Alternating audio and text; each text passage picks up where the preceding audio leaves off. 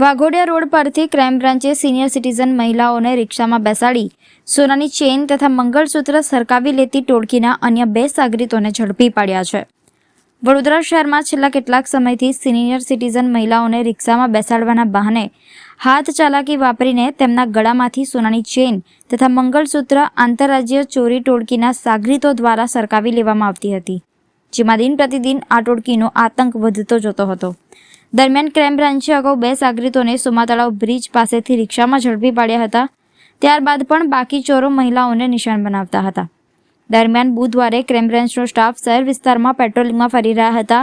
તે દરમિયાન આ ટોળકીના અન્ય સાગરીતો વાઘોડિયા રોડ પર હોવાની ચોક્કસ બાતમી મળી હતી, જેથી બાતમી મુજબના સ્થળ પર પહોંચીને ક્રાઇમ બ્રાન્ચે બંને શખ્સો ભીમા ઉર્ફે ભીમો રમેશ વાઘેલા તથા અજય ઉર્ફે કાળિયો દિલુ વાઘરીને ઝડપી પાડ્યા હતા।